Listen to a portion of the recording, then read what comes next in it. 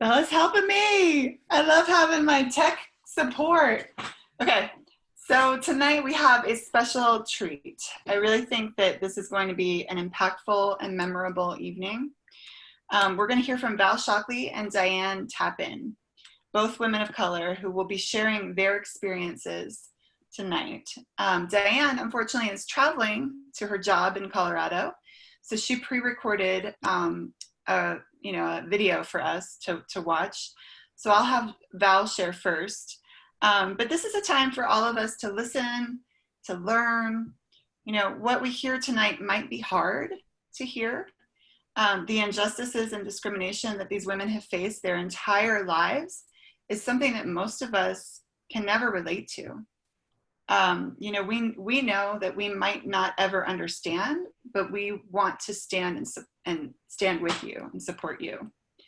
As Mike shared in the lesson last week in Hebrews 10 verse 33, it says, the little section says, at other times you stood side by side with those who were so treated. And we want this to be a time where we stand side by side with these women and hear their stories. We're grateful for their courage in sharing so openly and vulnerably. And we know that this is a really challenging time and a challenging subject to tackle. And yet they willingly and gladly volunteered. And so please, let's give them our love, our hearts.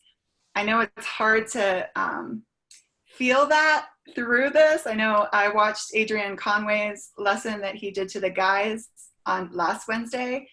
And he was teaching the Bible, but at one point he's like, oh man, I really wish you guys were here with me so I could feel the energy, and because it gets kind of dead when everybody's muted, but let's give our love and support. And then after that, after we hear Val and Dyanne share, then I'm going to break everybody into groups. And then we'll have a time of sharing, within the groups, and also a time of prayer. So, but I'll explain a little bit more of that after Dyanne shares. So without further ado, take it away, Val. Do you want me to unmute you, or will you do it? Okay. Well, I'm excited to be able to share with you guys.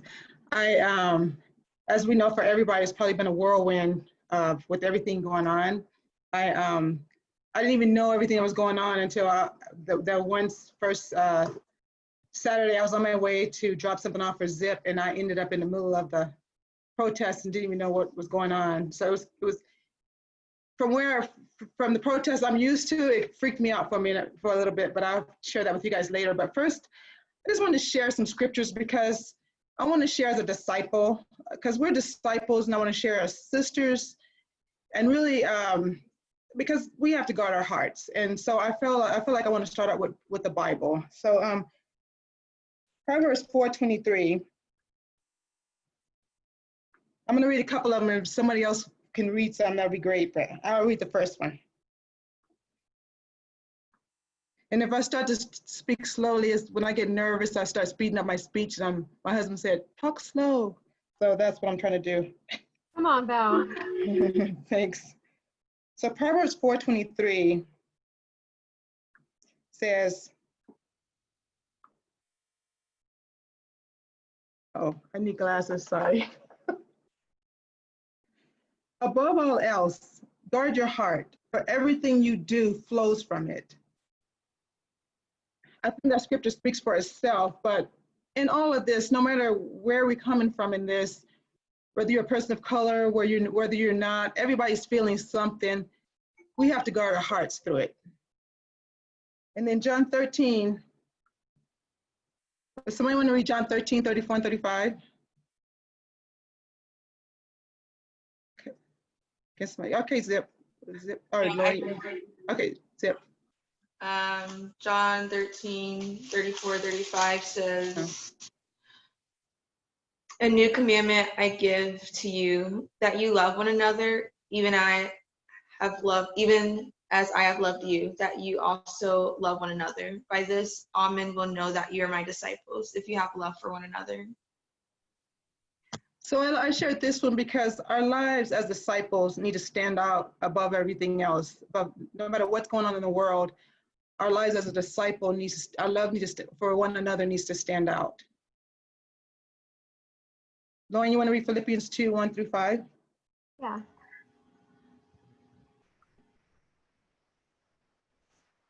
It says, therefore, if you have any encouragement from being united with Christ, if any, am I unmuted? Okay, cool.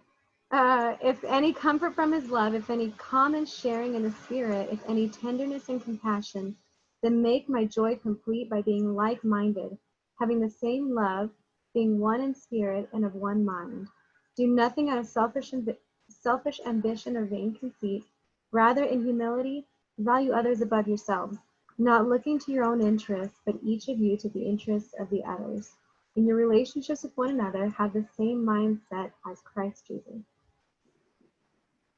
Again, having the mind of Christ as we work through what's going on in the world, like really striving to be like Jesus.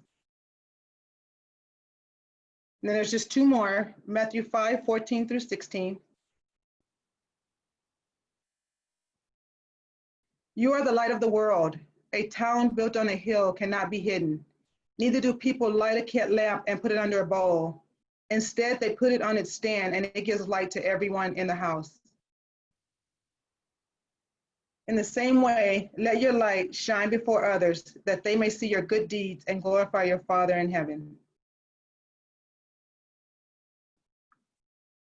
And then the last scripture I want to share is 2 Corinthians 10, 3-5. It says, for though we live in the world, we do not wage war as the world does. The weapons we fight with are not the weapons of the world. On the contrary, they are divine power to demolish strongholds. We demolish arguments and every pretension that sets itself up against the knowledge of God. And we take captive every thought to make it obedient to Christ.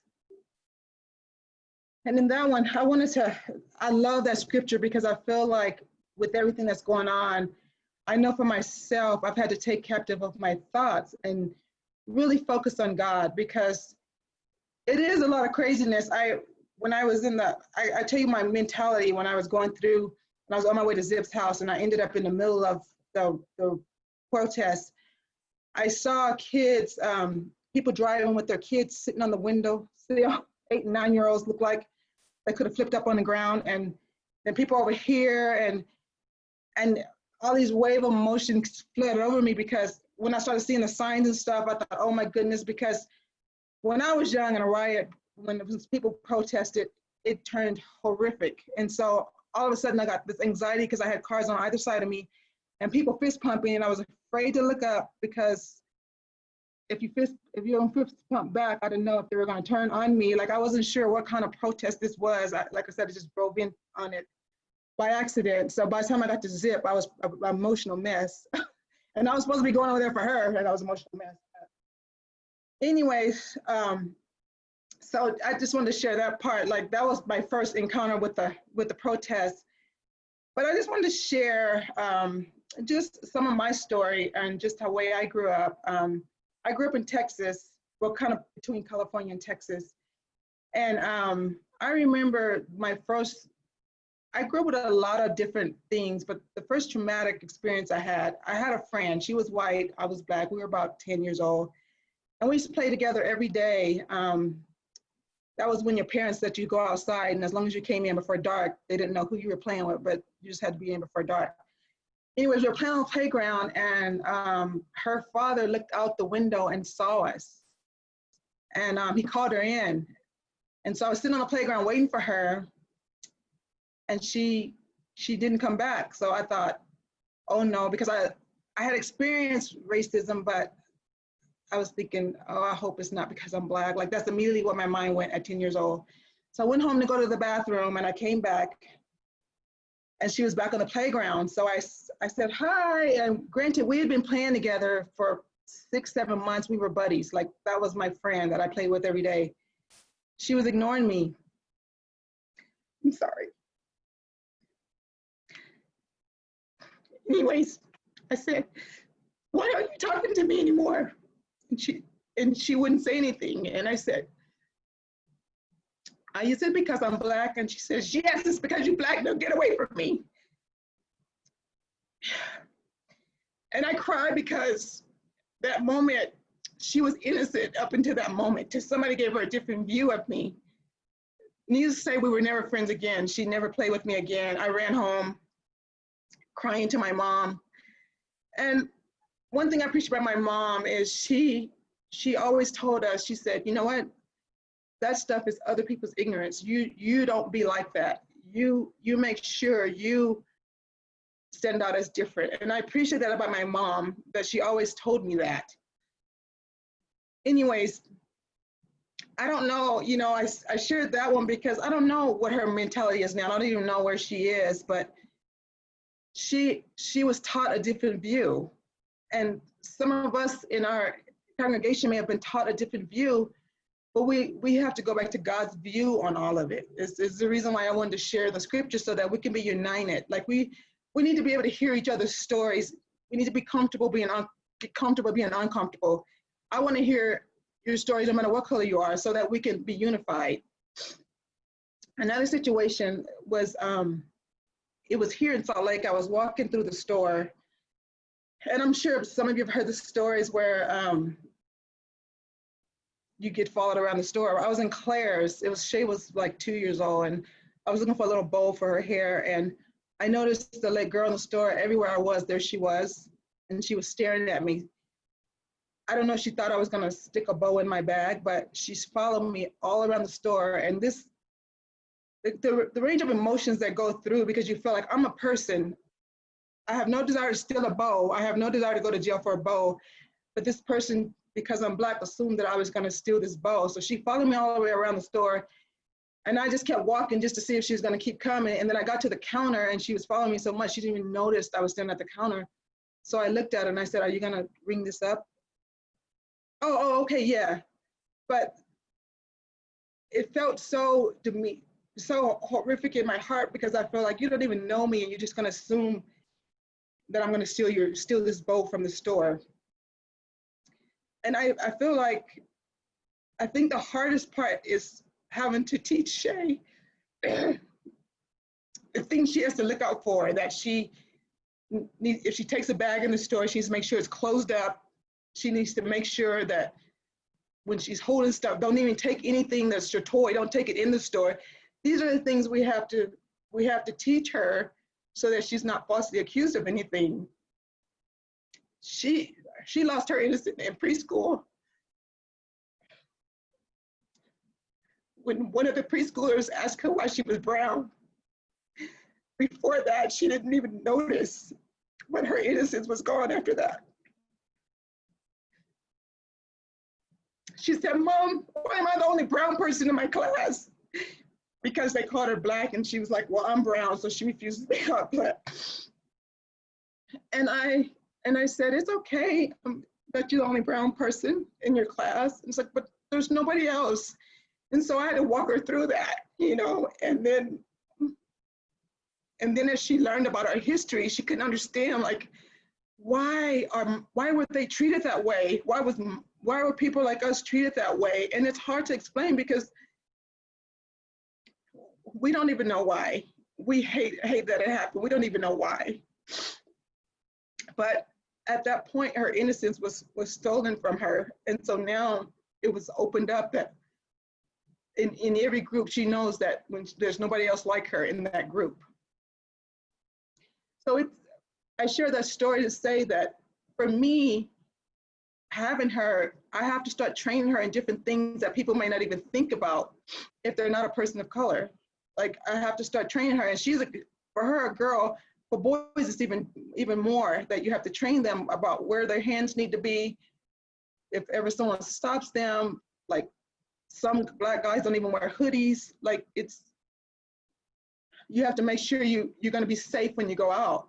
My husband, he feels things even more intensely being a Black man, because he experienced where he was on a prayer walk and he was stopped and handcuffed and set on a curb. They were looking for someone that was 5'9", and he's 6'1". But he happened to be the first Black guy that walked by.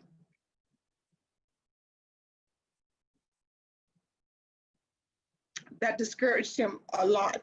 And he has deep pain from that because he was embarrassed. He didn't know if any of his coworkers was going to be driving by to see him sitting on the curb, and he was going to go to work and explain that he didn't do anything but would walk and pray.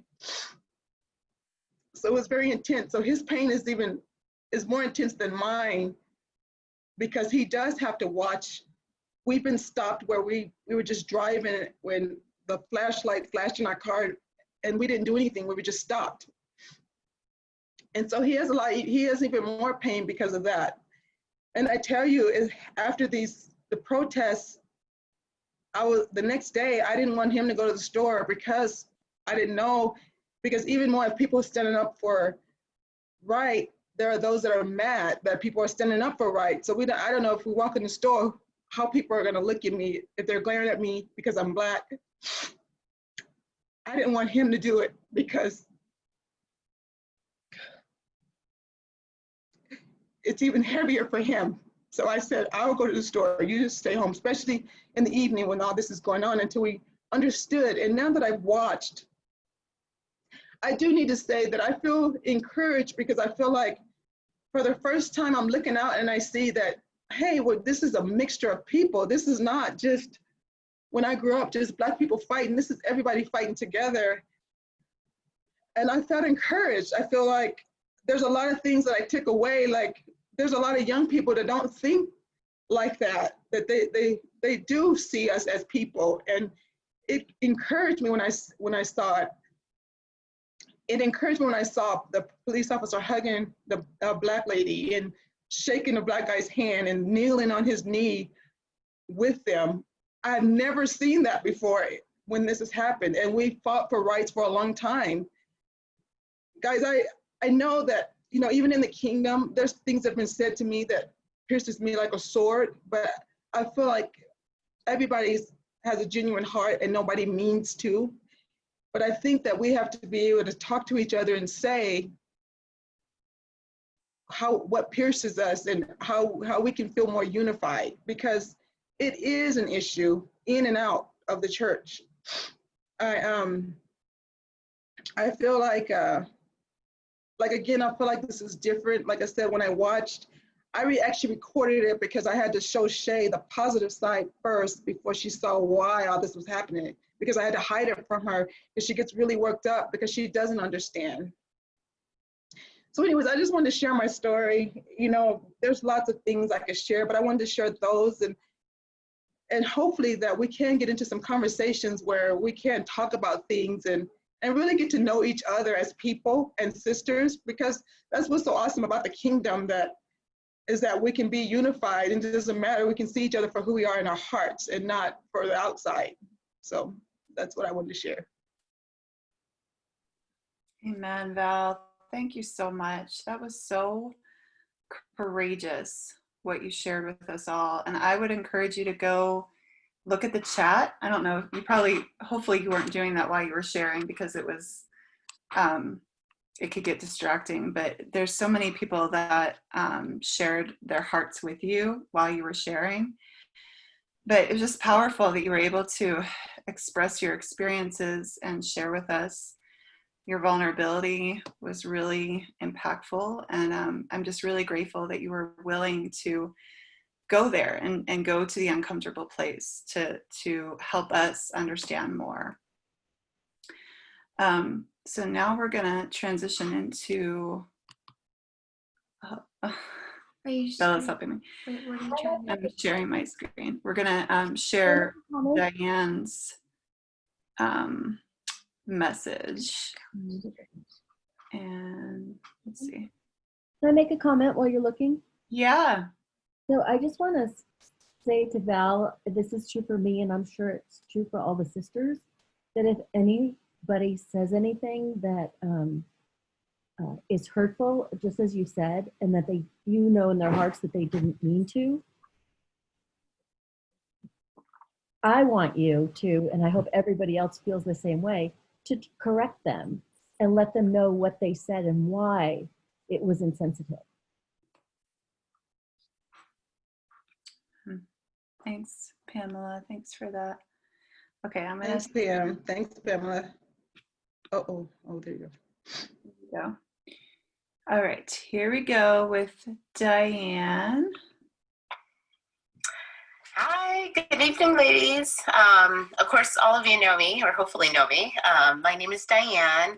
I'm so sorry that I'm not able to join all of you for this midweek. I am actually headed off to Colorado for work.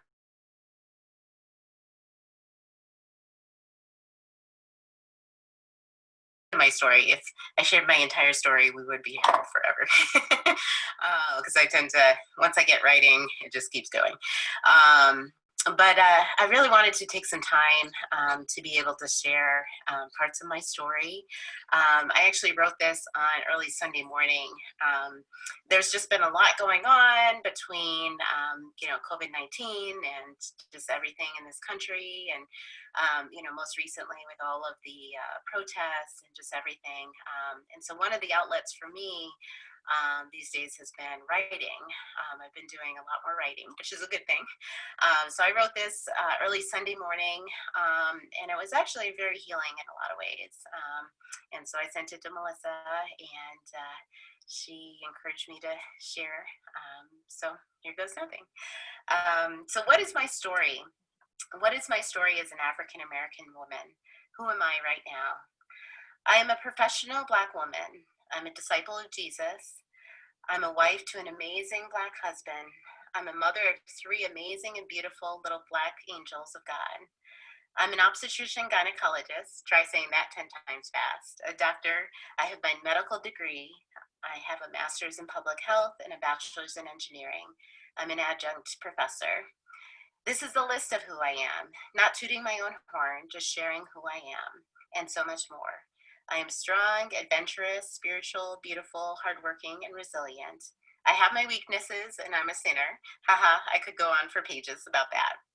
But I want to focus on and share parts of my journey and who I am with all of you, and embrace and learn from the good, the bad, the ugly of that journey. I was born from a strong family of people. I am so grateful for my ancestors, my heritage, my family from the past. Strong men and women that paved the way for me to be who I am and where I am right now. A mix of Black, brown, and white, African American, African, Caribbean, French, English, Native American, Caucasian. I'm sure the list goes on. I was born from parents who were and are hardworking and wanted a better life for their children. My mom was a teacher and a librarian, and my dad is a doctor. I grew up in predominantly white, middle-class suburban areas where I was one of small percentages of minority kids in my class. You know those areas, where they mark diversity as being 7 to 8% minority. I remember growing up, working hard and being told by my parents, you need to work hard. You need to work 10 times harder than everyone else. And even though you have more opportunities than we did and are growing up in a better area, you still need to work harder than everyone else. My parents always, even to this day, instilled and ingrained this in me and my siblings.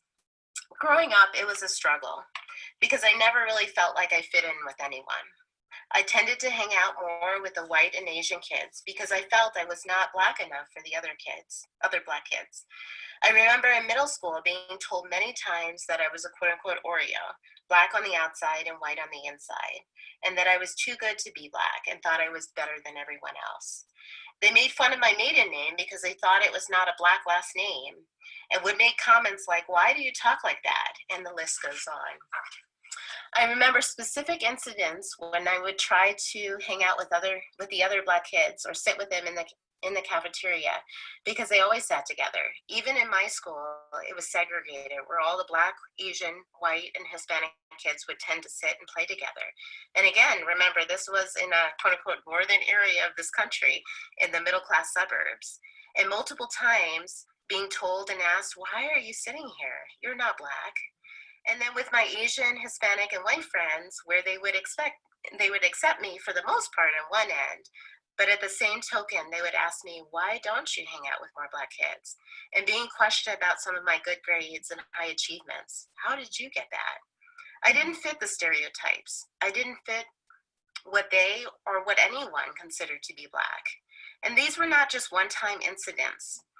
It wasn't all the time, but just enough that it is still etched in my heart and mind and shook me and hurt my security to the core. And being the quiet kid that I was, I struggled to respond and stand up for myself. There were times that I struggled with my identity because of all of this. I would go home crying because I wanted to fit in, but at the same time, I didn't want to fit in with anyone. Sometimes even dreaming and wishing that I would be white because it would be quote unquote easier. Wrestling with, why do I have to work this hard? And what did I do to deserve this? So that's what my elementary through high school years were like. But despite all of that, I continued to work hard. I had a deep drive and determination within myself and from my family, having a purpose, goals, and dreams that were determined not to be shaken. And from my family and my culture, I still appreciated who I was and my history as an African American. Once I got to college, I thought it would be easier. It was somewhat easier because it was a more diverse city, and there were other African American college students, smart and driven kids like me, who went through similar situations as me growing up. And then I became a disciple and had other brothers and sisters who also strove to understand and support me. But even while in college, I still faced discrimination. Times where I sat in my engineering classes and I was only of 1 to 2 African American women. Times when I would speak up and felt like others were talking over me and taking my ideas, and then getting the approval from the professor and other students in the class, even though I said the same exact thing. Times when there were these subtle but in-your-face comments, you know why you're here, and those in-the-cheek comments intended to put me down and minimize all of my hard work. I wouldn't say anything, just dismiss it or joke about it, and then kept going, but internalizing it and knowing it really hurt on the inside, and it's not right. Fast forward through medical school, residency, and now in clinical practice, you would think higher education, it would get better. People questioning why I was there or I'm here right now, or couldn't believe that I was desiring and working hard to becoming a doctor, or would give me the wide-eyed look of, you're the doctor? Or I'm so glad you've gotten so far, you got to where you are because of fill in the blank comments justifying where I am, yet minimizing my hard work, perseverance, and intelligence. Disciples in the church, very, very supportive for the most part. However, there are times when well-meaning sisters and brothers would sometimes have the kind-hearted but not accepting or minimizing response when I would share about experiencing racism or discrimination. Comments like, are you sure? Or they probably didn't mean it that way, or I don't see color, or comments of that sort. Honestly, that's not very helpful. It's hurtful, and it doesn't come from a place of support or understanding. And so here we are, 2020, and this is still happening. This is not new, guys. This has been going on for years, for centuries. We've come a long way, but we still have a long way to go. This is an ongoing conversation, a reality check, a deep-hearted, introspective check for all of us. It starts with ourselves as individuals, our children and our families, even our family in Christ. We all need to dig deep within ourselves, myself included, and really examine where we are in terms of our thoughts, our biases, our judgments about others. We need to look into history, into our society, not the glorified American society or history, the real history. We are called to love each other, love all people, including their culture, heritage, and who they are. And with that love, support each other. I don't want you to feel sorry for me. I am proud to be an African American woman. Please don't feel sorry for my kids. I want to teach them to stand up for themselves and be proud of who they are as African Americans, to work hard, to persevere, and to not give up. It has been, even in their young lives here in Utah, they've already experienced it. And that's another story that I don't have time to go into, but certainly if you have questions or want to hear more, please feel free to reach out. I know it will be a tough journey for them, but I hope and pray it will be better, even though I know it will still be hard. This is my story, my part of my story. This is who I am. This is one of many stories from a person of color.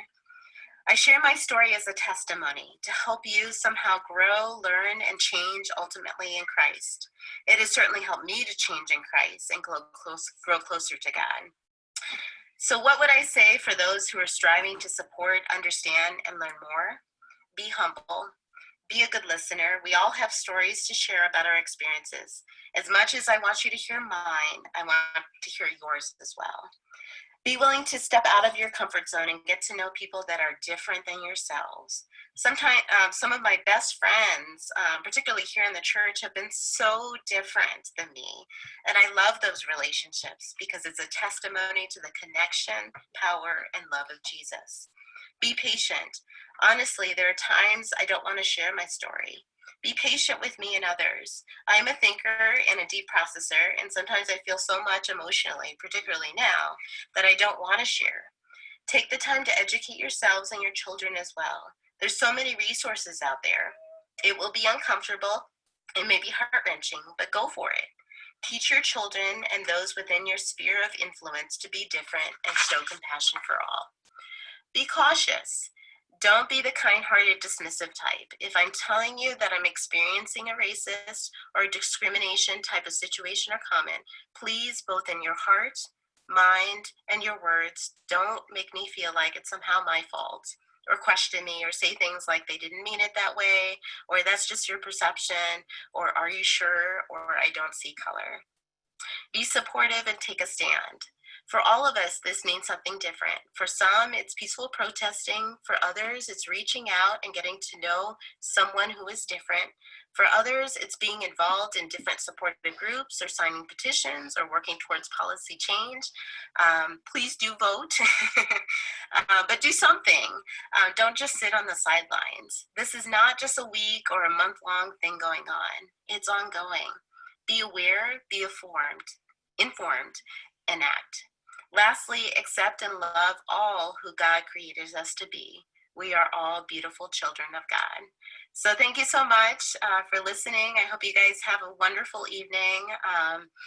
And please feel free to reach out if you want to talk more or have any questions. Thank you. Bye.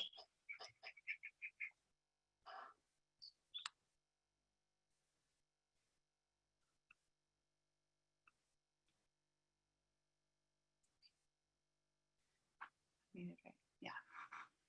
Well, that was incredible to hear from Dyanne and Val. And I just really appreciate both of their perspectives, their raw honesty.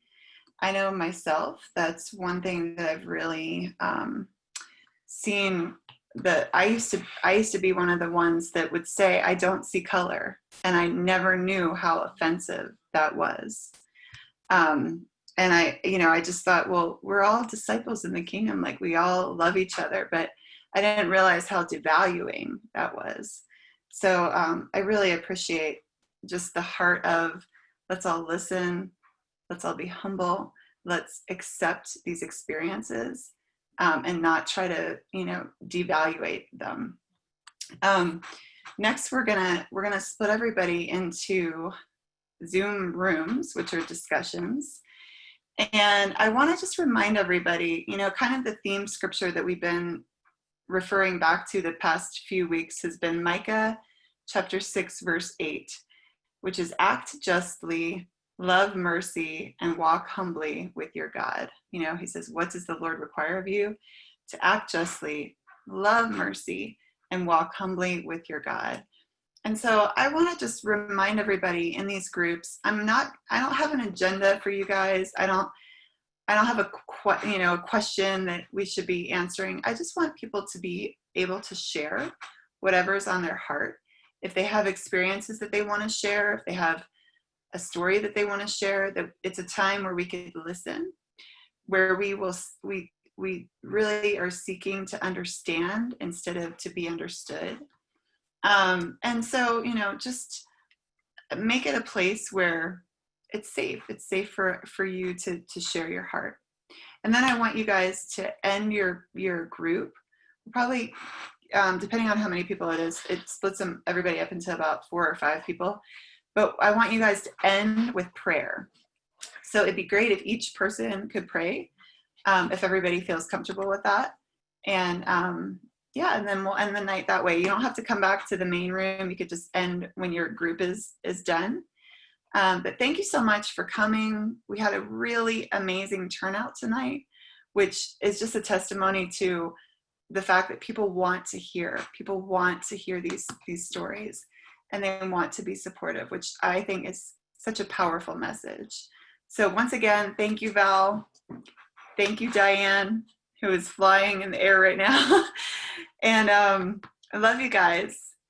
So I'm going to take the time now to split you into groups. Help me out here. Okay, stop recording. Yeah, stop recording. Okay.